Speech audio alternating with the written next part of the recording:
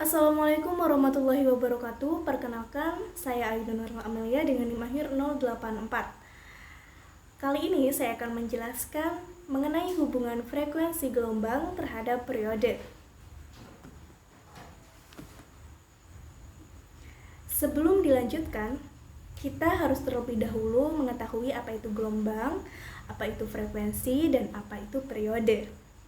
Gelombang merupakan suatu getaran yang dapat merambat pada suatu medium atau benda tertentu yang membawa energi dari satu tempat ke tempat yang lain, di mana medium ini dapat berupa zat padat, cair, ataupun gas. Untuk frekuensi gelombang itu adalah jumlah getaran gelombang dalam satuan waktu tertentu.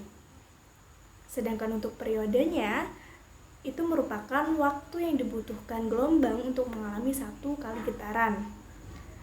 Dari praktikum yang telah saya lakukan, karena saya mengadopsi data dari hasil praktikum yang telah saya lakukan sendiri, hal ini hubungan antara frekuensi dan juga periode gelombang itu membuktikan bahwasannya apabila frekuensinya itu semakin diperbesar, maka periode yang dihasilkan itu akan semakin kecil. Sebaliknya, apabila frekuensinya itu diperkecil, maka periode yang dibutuhkan akan semakin besar. Untuk tabel dan grafik, kita lihat pada next slide. Berikut adalah tabel hubungan frekuensi gelombang terhadap periode.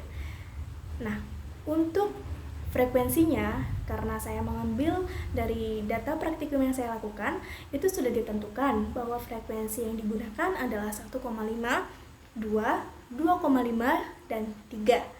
Dari frekuensi 1,5 itu dihasilkan periode 0,66 second atau detik. Untuk frekuensi 2 itu periodenya 0,49, untuk frekuensi 2,5 itu periodenya 0,40, dan untuk frekuensi 3 itu periodenya 0,33. Hal ini dapat membuktikan bahwa semakin besar frekuensinya, semakin kecillah periode yang dibutuhkan. Untuk penjelasan atau pembuktian bahwasannya hubungan antara frekuensi dan periode itu benar, kita lihat pada next slide atau penjelasan saya pada uraian berikut. Baik, kali ini saya akan menjelaskan dan sekaligus menguraikan atau membuktikan bahwasanya dari periode yang saya sertakan di tabel sebelumnya itu dapat membuktikan bahwasanya frekuensinya yang dihasilkan adalah benar. Rumus frekuensi adalah 1/T, di mana pada tabel yang saya sajikan periodenya untuk frekuensi 1,5, kita gunakan frekuensi yang 1,5. Itu periode yang dihasilkan adalah 0,66. Maka frekuensi 1/0,66 sama dengan 1 dibagi 0,66 itu adalah 1,51 yang kita bulatkan menjadi 1,5. Jadi nilai frekuensi pada tabel data itu benar kalau dicari menggunakan rumus periode atau yang diketahui adalah periode. Selanjutnya adalah grafik yang membuktikan bahwasanya semakin besar frekuensinya, periodenya akan semakin kecil.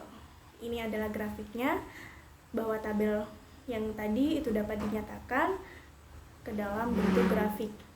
Kita lihat bahwa grafik ini meningkat, di mana ketika frekuensinya 1,5 itu periodenya 0,66, kemudian ketika frekuensinya 2 itu periodenya 0,49, ketika frekuensinya 2,5 periodenya adalah 0,4, dan seterusnya.